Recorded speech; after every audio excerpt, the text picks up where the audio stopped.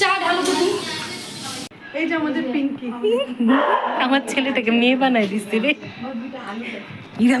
Hello বন্ধুরা, তোমরা সবাই কেমন আছো? আশা করি ভালোই আছো। তো আমিও মোটামুটি ভালোই আছি, সুস্থ আছি।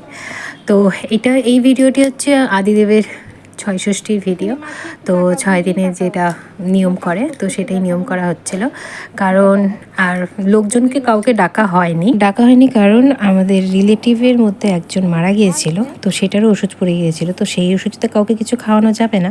তো সেই জন্য আমরা ডিসাইড করেছি ওষুধটা উঠলে তারপরে আবার একটা ছোট্ট করে আয়োজন করা যাবে। তো সেটার আয়োজনও লাস্টের দিকে করা হয়েছিল, মানে এই ভিডিওতে দেখানো হয়েছে, তো দেখতে পারবে। তো আমার দাদাও এসেছিলো, কারণ মামার একটা নিয়ম ছিল, তো সেই নিয়মটা করার জন্য আমার দাদাও এসেছিলো বিকেলবেলা। তো এই যে 2 মাসে মিলে সব কিছু আয়োজন করছিল, যা যা লাগে সোনা রূপা সব কিছু।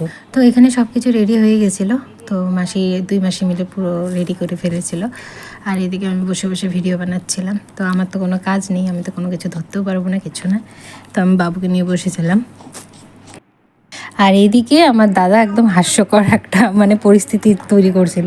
কারণ হাস্যকর পরিস্থিতি বলতে, ওকে বাঁ হাত দিয়ে এই নিয়মে বাঁ হাত দিয়ে ওকে যা যা নাম বলা হবে সেই নামগুলো লিখতে হবে। তো এটাই নিয়মে ছিল, মামা এটা বাঁ হাত দিয়ে লিখবে। তো বাঁ হাত দিয়ে তো লেখা এমনিতেই খুব কষ্টকর, তার ওপর আবার না দেখে লিখতে হবে পেছনে এইভাবে করে। তো ওটা নিয়ে প্রচণ্ড হাসাহাসিও হচ্ছিল। আর দাদা বলছিল আমি পারবই না। তো তাই হোক, তারপরে লাস্টের দিকে তো করা হলো, কিন্তু কিছুই বোঝা যাচ্ছিল না কোনটা কি আর নাম। তো দাদা নাম দিয়েছিল, ওই নামটাও দেওয়া হয়েছিল। তো সবারই এক একটা করে নাম দেওয়া হয়েছিল, 5টা নাম দেওয়া হয়েছিল এটার মধ্যে। তো এই নামটা অ্যাকচুয়ালি বটপাতার উপরে লিখতে হয়। তো 5টা বটপাতায় 5টা নাম লিখতে হয়।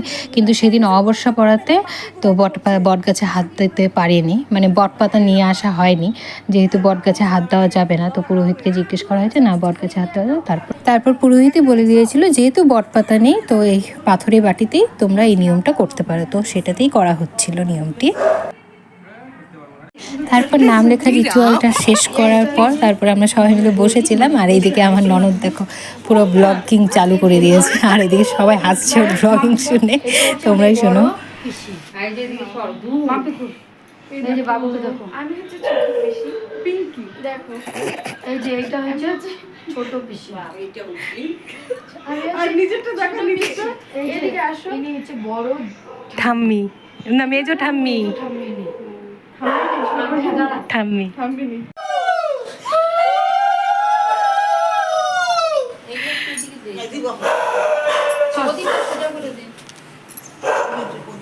তো এই পর্যন্তই ছিল আমাদের ছয়ষষ্ঠীর নিয়মটি। এখন নেক্সটে যেগুলো ভিডিও আছে সেটা হচ্ছে ছোট্ট করে যে অনুষ্ঠান দেওয়া হয়েছিল ওষুধ ওঠার পর, তো সেটারই ভিডিও।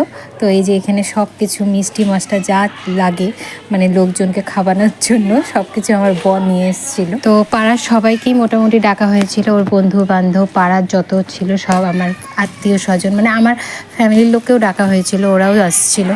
তো দেখতে পাবে তোমরা আগে। তো এই যে এগুলো সব নিয়ে আসা হয়েছিল। তো এই যে এখানে আমার সব ফ্যামিলির লোক চলে এসেছিলো, রাত হয়ে গেছিলো, সবাই চলে এসেছিলো। ওরা হাসছিল আমি ব্লগ, ওরা সবাই বলছিলো যে কিরে তুই ব্লগ করবি না করবি না। তো আমি বললাম তাই ছোটো করে একটা ব্লগ করে নিই, তো ভিডিওটা ঢালতে পারবো। তো এই যে আমার ভাস্তি যে আমার দাদা নিচেই বসে আছে জায়গা পায়নি বলে। তো যাই হোক, সবাই এসেছিলো, অনেক ভালো লাগছিলো। তো ফ্যামিলির লোকরা আসলে তো স্বাভাবিক ভালো লাগেই। আর এখানে রান্নাবান্না চলছিল। তো 2 ননদ মিলেই রান্না করেছিল, রাতের খাবারের ব্যবস্থা ওরাই করেছিল। আর এদিকে সবাই পাড়ার লোকরা এসেছিলো, ওদেরকেও দাওয়া ঠাওয়া করছিল। তো যাই হোক, তো এইভাবেই আমার আদিদেবের ছয়ষষ্ঠী পালন করা হয়েছিল দুবার। তো তোমাদের ব্লগটা কেমন লাগলো অবশ্যই জানিও। আর যদি ভালো লেগে থাকে তবে অবশ্যই লাইক শেয়ার কমেন্ট করো। সবাই সুস্থ থেকো, ভালো থেকো, আর সবাইকে ভালো রেখো। টাটা।